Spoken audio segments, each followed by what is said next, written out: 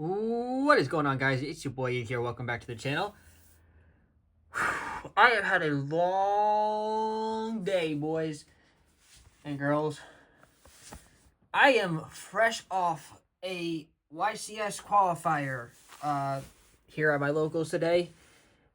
Seeing if I could, qualify for the Florida YCS that's coming up at the end of January in 2025. I placed second place overall, and only the first place was getting into qualifiers, and I didn't even get a chance to face the person who won in first place, who went who was what? 4 wins and 1 tie. So, and because I had 4 wins and 1 loss, he won the quote-unquote better record. My only loss today was against Labyrinth. I played 2 Ryzeal matchups. Obviously, the Labyrinth matchup, which I lost. And 2 branded players. One was a branded Shadal player, and the other one was just straight branded Despia today. And I was kind of impressed that there were definitely Malice players there. I just didn't get a chance to face a single person who had Malice, ironically, today, even though my deck was designed to counter Malice. But I completely dominated the Ryzeal matchups. And the crazy thing is, too, I didn't drop a wad on this deck. Yes, I do have some expensive engines in here, like Fiendsmith and some others, but I did not play a single Mulchummy. No Mulchummy Pualos, no Mulchummy Porelia, and I went 4-1 against the meta with this deck. This deck is very consistent, and it is very effective. I'm going to showcase you guys this list. And by the way, I made this deck by myself. I didn't go net deck and paste a card for card on anybody else's list. I took an idea that was already out there, and I made some adjustments and changes to it, broke down and simplified the ratios and adjusted it to this meta, and voila, this is what I have here today. And it stars my avatar. If for people who aren't on here, back when there was Shadal and Invoke Shadal, this same Alistair has been with me the entire time. This is my avatar, my original avatar, all the way back from the 2026 FUEN. This is the same Alistair the Invokers that have been with me this entire time. I only bring this. That's one of my favorite. It's one of my favorite archetypes. Period. And it's this Mahama the Fairy Dragon and Garden Yatos, which are my 3 favorite designed Yu-Gi-Oh cards. Period. I love all 3 of those cards. I would build a deck around just those 3 cards just for the hell of it, just because I love those 3 cards. But anyways, I'm showcasing you guys my original first avatar deck profile. It is combined with Fiendsmith, Azamina, Bestial, Invoker, Finba, Fiendsmith, Bestial,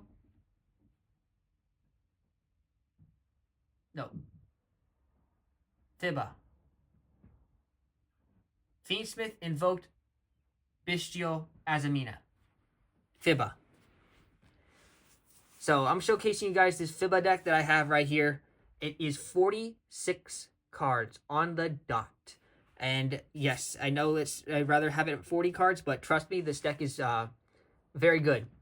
Yeah, let's get right into it. I'll showcase you guys. I'll explain to you guys some of the card choices, some of the ratio count too. And yeah, then I'll showcase this deck is pretty. Most of the people would say this is just like engine deck, but this deck does a lot more than just that. It is I can't believe there's some times when some of the engines in this deck didn't even appear in the match, and it just helped and worked out. Yeah, I'll even showcase you guys the side deck. Yeah, this deck is very good. Let's get right into it. Starting with the main deck, monsters. First off, we are, of course, starting off with 3 of the avatar of this deck, and was actually the main consistent, the main idea or original starting point for this deck. Alistair the Invoker. Alistair is a card that starts off the whole invocation engine.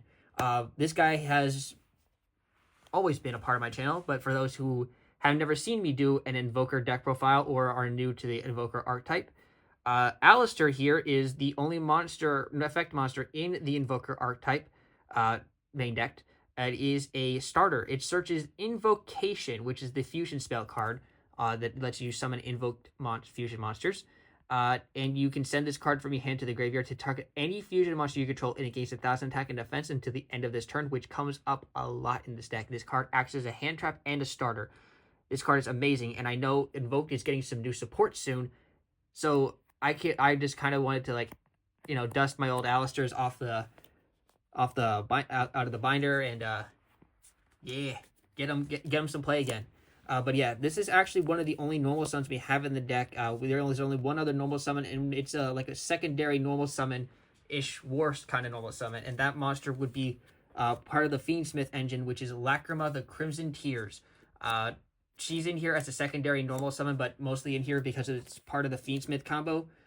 Most people know what this card does. I don't think I really have to explain this. It just dumps any Fiendsmith card when it's normal or special summon, and you can summon it back during your opponent's turn.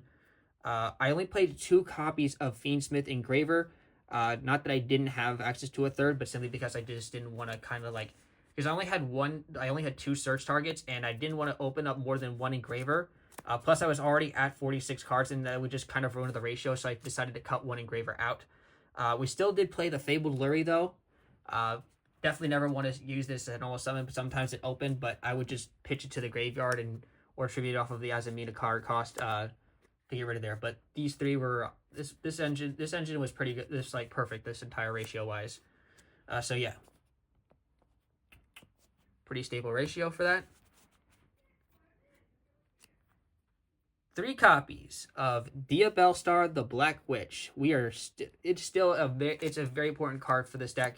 All 3 different rarities too. All from since I had sold my Snake Eyes deck a while back, I got to pick up the new ones from Rarity Collection 3, and they're all different forms of it too. One has gold lettering, one has not gold lettering, one has a nice background with no gold lettering and silver lettering. So my 3 Diabellstars here, I could have easily played 2. I was between playing 2 of this and 3 of the Engraver, and I ended up going with more than 1 Diabellstar the Black Witch. Simply because I found that Diabellstar the Black Witch can actually out one of our own floodgates that we put up in this deck as well. So yeah, for that reason alone, and the Azamita stuff also gets me to the Omnigate, so I found that more prioritizing over the Fiendsmith engine. So yeah, for that reason, I decided to play 3 Diabells over 3 Engravers. Everybody knows what this witch does because she's been around for Snake Eyes, and Snake Eyes is still, even after the ban list, it was still a very popular deck, even in Master Duel. Part of the Bestial engine here. We have just 2 copies of Bestial Lubellion. I did not want to play a third Lubellion, especially since I'm not playing any rank 8s or any level 12s. I just really wanted this in here just to set up Regained and, tribute off to the graveyard, maybe get, tribute off a Druid Squirm for cost or something like that, and or bait out a hand trap. So that's kind of why I had the Lubellions in here. It was actually really nice because I actually got to, I had the one hand, I had 2 of them in the hand, and Regained was amazing this entire event. Some people were using, my own Bestials were kind of, recycling the Fiendsmith stuff so I can use more than 1 Desare, even though I had only 1 in the extra deck and stuff like that. So the Bestials, reset everything, which is insane value. So I'm really happy I played this engine. It was really good against a lot of the matchups, too. In the Ryzeal matchup, it was allowing me to banish one of the Ice Ryzeals that he got to revive, or the Sword Ryzeal, because the Node... Is it Node? I think it's Node Ryzeal that lets you have to target a Ryzeal monster in the graveyard to summon back, but I was just able to target the Ryzeal, that one specific Ryzeal, and banish it, and he couldn't revive it back. It just very good overall. The Bestials were so clutch today. I could have side decked these guys, but I was so happy I main decked them. Let's be honest. I'm seriously really happy I did that. Then we have our 3 Bestials, 1 of each of them. It's 1 copy of Bestial Magma Hut, 1 Druid Squirm, and 1 Baldrake. I didn't need any more than this. I could have easily played more. I could have played another Baldrake or another Druid Squirm, but I just decided to go with this simple ratio and just have 6 cards in general. Yeah, and then we'll get to this. The spell card comes out is later on in the deck, but I figured these 5 Bestial monsters was pretty good enough. You can obviously increase the ratio of this as however you guys you like, but this is the ratio that I played today. For the hand trap lineup, we do have a lengthy hand traps, even though there's no Molt Charmies in here. Don't sleep on this. These hand traps are still very good. We have 3 copies of Ash Blossom and Joy Spring. I think this is pretty staple. Every single deck list nowadays plays Ash Blossom and Joy Spring. It's pretty much a necessity card. It's one of the most generic hand traps that hit just about everything. Then we have my Alt-Art Roulette, my Alt-Art hand traps. You'll see what I mean by that in a split second here. So let's put these Ash Blossoms to the side, and let's show the rest of the hand traps. We have 2 copies of Ghost Mourner and Moonlit Chill. I decided to play this one over something like Effect Filler. Not because I was playing the Wind Invoked, because I'm not actually playing Ryzeal. But these 2 are just... I found Ghost Mourner to be very good right now, just as of, like, oh, sick, bet. If they use it, negates effects, and if it leaves the field, that takes damage. So it's, like, really nice to put up against something like Branded. So...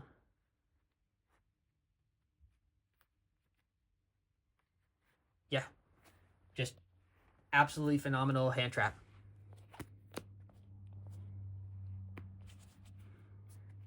Also decided to play double Ghost Ogre and Snow Rabbit. Again, 2 different alt arts, 2 different versions of the card, but same card, same effect. I like this card because let's put it this way. There's a lot of stuff that need to be activated on the field right now. There's obviously the Labyrinth Field spell, which most people have. There's the Ryzeal field spell. We also have, there's other Sinful Spoils matchups. There's the Malice matchup, which can also hit the field spell or the monster. Yeah, just in general, this is just a very good, solid hand trap to be playing this format.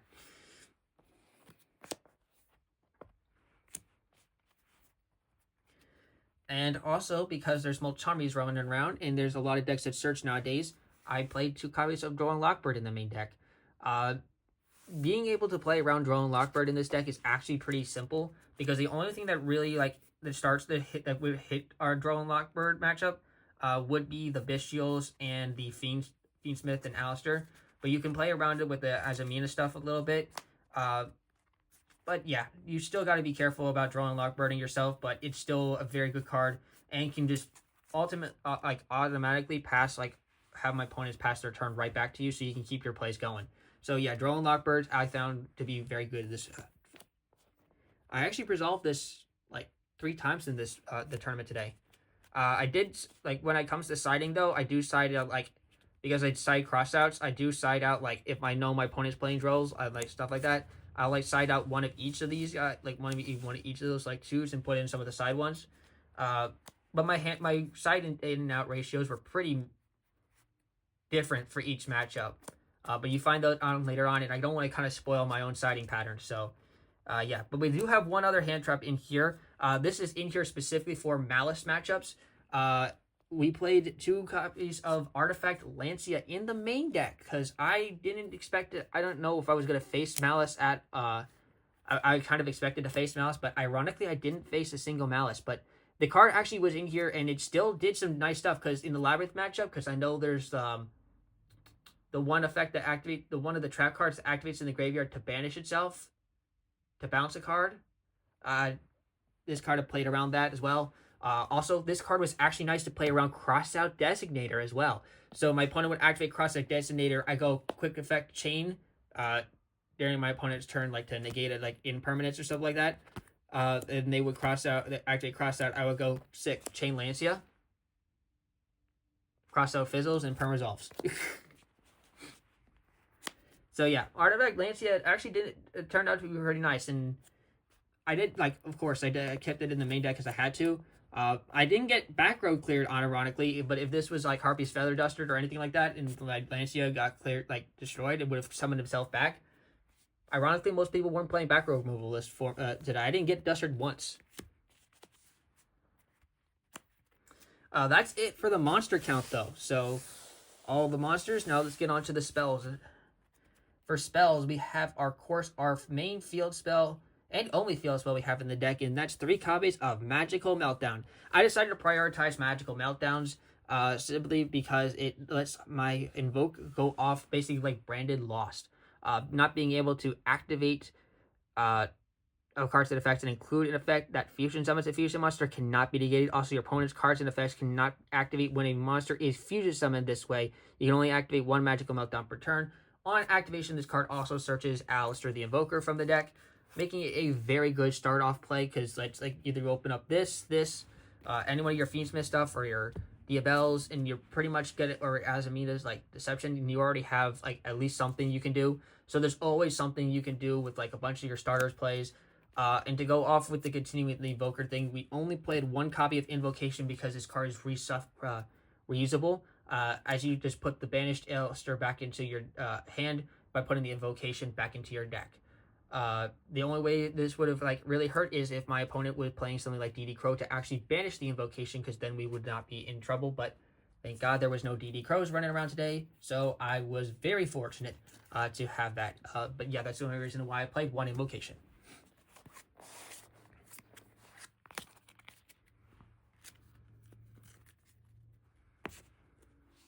By the way, I do have the alt art Invocation, but I just like this Invocation art better. Of course, to continue off with the spells, to search our Diabell stars, we play, and for draw power, we have 3 copies of Wanted, Seeker of Sinful Spoils. Obviously searches our Diabell star and lets us put a Sinful Spoils spell card on the bottom of the deck and then draw a card. Being able to use this each once a turn is really nice, and then just letting us have something to set off of Diabells or just getting a nice free redraw is just really nice, and the reason why we play the Wanteds in general. Also, it adds nice consistency into our deck. Great to do this during the draw phase too. For the Azamina stuff, we played 2 copies of the Deception of the Sinful Spoils. I think this was really nice. I didn't need to play 3 because it was very searchable. Searchable. You can set it off with the effect of Diabell Star, the Black Witch, which is another reason why this engine is like really consistent. There were some games where I just had to use Azamina and Fiendsmith to win a game, which is actually really insane because I couldn't, I didn't draw any of the Bestial stuff or the Invoker stuff. I just had that in my hand the entire time and hand traps, and I just won games like that, which is kind of crazy. But yeah, Deception of Sinful Spoils did really good. Obviously, you tribute to add any Azamina spell card. Tribute a monster to add any Azamina spell card. We do play the copy of the Hollowed Azamina, which is the main fusion card you search, and I also did play 1 copy of Debtors. Debtors here was actually amazing because I was actually able to use this to fusion summon, because I just went. I set it instead of like activating it right away, and then during my opponent's turn when the Deception replaced itself, I went activate Debtors and then sent the Deception to the graveyard to fusion summon during my opponent's turn, which is actually really nice. So yeah, it was this combination of the spell cards I think was actually really nice, and a good ratio too. In total, that's 12 Azamina cards that we had in the deck. 3 Diabells, 3 Wanted, and then these 4. So that's not 12, that's 10. Duh. It's a whole 10 Azamina cards. Then I played main deck of 2 copies of Triple Tactics Talent, in case we did get hand traps, because hand traps are very prevalent in this format. Talents was really nice just to like see our opponent's hand, draw 2. The Take Control was actually the main one. I resolved this entire thing, helped me use a Typhon to win game, and also took a part of a Guiding Quem from the branded player, my first one, which basically let me play around its ability to send them from the extra deck, because the second you use the Quem to dump, I was like, okay, bet, Triple Tactics Thrust, search out talents to Take Control. Done my dinner. Yeah, Talents was an amazing card this tournament.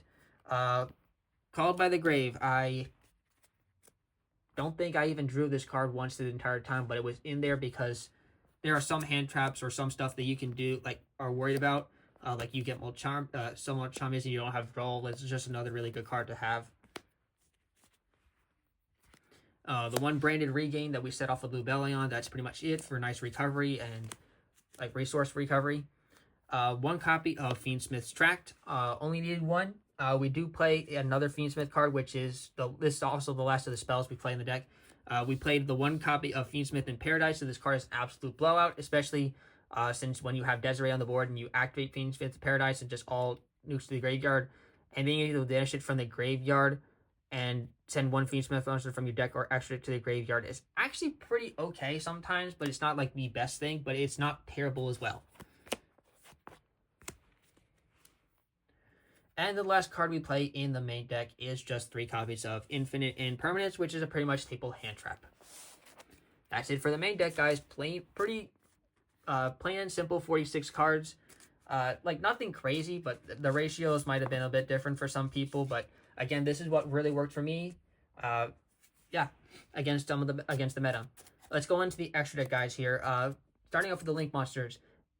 The first monster I'm going to show is the first monster that you guys all kind of saw, and this is the MVP. Honestly, this card was actually told to be put in last minute by my one friend Brady Bolin, who told this kid is actually really insane. And he was right. This card was MVP for me. This card allowed me to have Desiree. I'm talking about Augment Day. This card allowed me to have Desiree at 5,800, which was just insane. Having having to be able to negate 5 cards on the field. Beautiful. This card was insane. It's the biggest Link monster I played in this deck too. The rest of it is just pretty much staple like Link monsters. The one copy of Sequence. I could have played more than one of these guys in case I was getting against Kashtira, but Kashtira Fiendsmith kind of fell off. It still runs around, but even if I did like get Kashtira, I still had other ways of like playing.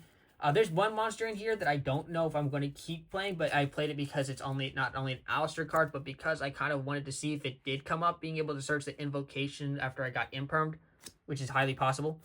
One copy of Moon of the Closed Heaven, just to really turn any 2 monsters you have on our field into 1 card Fiendsmith, because you just link it off into the 1 copy of the Fiendsmith's Requiem, and then being able just to go start off like Sun that. Summon Tears effect, dump Engraver's effect, return the Moon to the Close Heaven to the extra deck, summon back Engraver, link 2 off into the sequence, then shuffle back 3, summon Desiree, link the 2, link the sequence and the Desiree into Augment Day, Augment Day's effect, target the Desiree in the graveyard, summon back Desiree, then equip Augment, which equips Augment Day, equips itself onto the Desiree, and then sequence's effect equipped itself onto Desiree. 5 negates, 58 attack points. Boom shakalaka. This whole engine was absolutely insane. Fiendsmith is absolutely disgusting. This might as well be the best. I'm starting to think Fiendsmith might be one of the best engines that ever exist in Yu-Gi-Oh! Like real talk, this is insane. This might be better, like more broken than when Dia Bellstar first came out and Snake Eyes was there. Real talk. Alistair, the Invoker of Madness, was the other Link monster that I decided to play. In hindsight, I actually didn't get to use this guy's searching effect, and it's actually pretty hard to summon out because of its requirements to summon 2 monsters with different types and different attributes.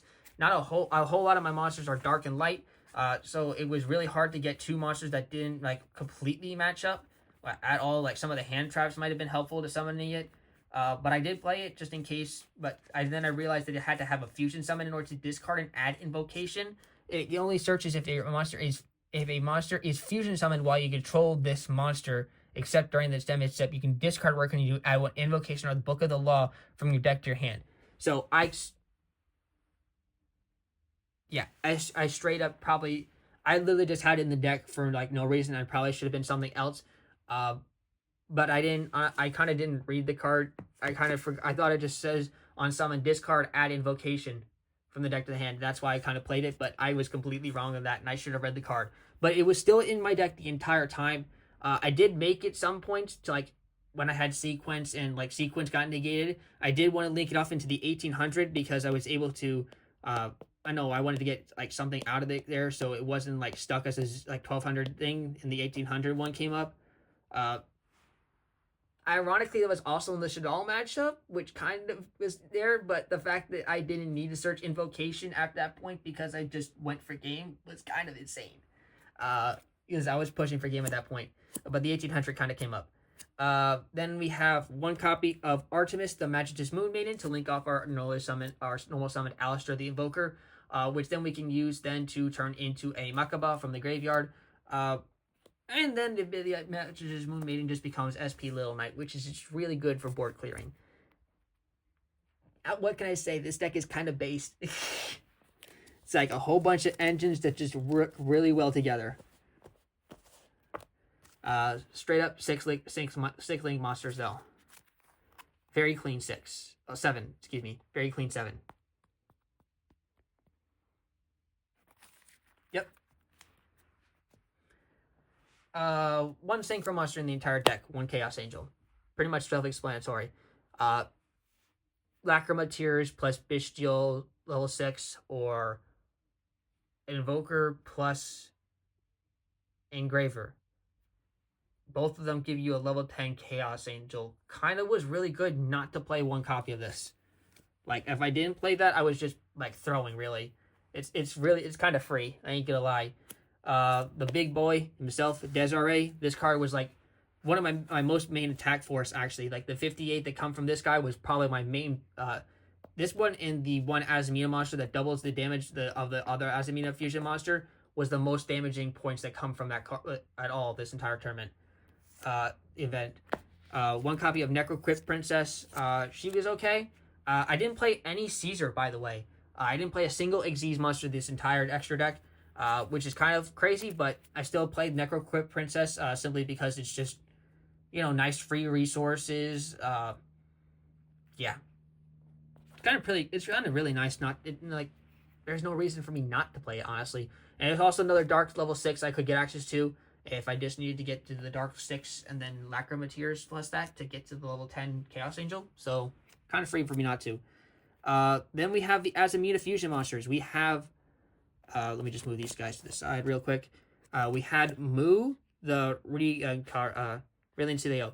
By the way, I don't know if you guys remember this show, but there's a show on Amazon Prime, I think it is. It's called Monster Ranchers, which, like, with the disc and the stuff, and they save the EVs from Moo. Save the monsters from Moo. I think it's called Monster Ranchers. Anyways, the name is, like, pretty much spelled like that, and this card kind of reminds me of Moo, pretty much, with that mask. I don't know if y'all remember that show or not. But yeah, Azamina Moo Kalingo was really nice here. Being able to lower anything like 500, and then the fusion materials doesn't anyway, because fusion materials doesn't matter anyway, because the Azamina and Deadtors just summon it without ignoring the summoning conditions. And the only other one we played was the Omnigate, which was Azamina Lela Silvia.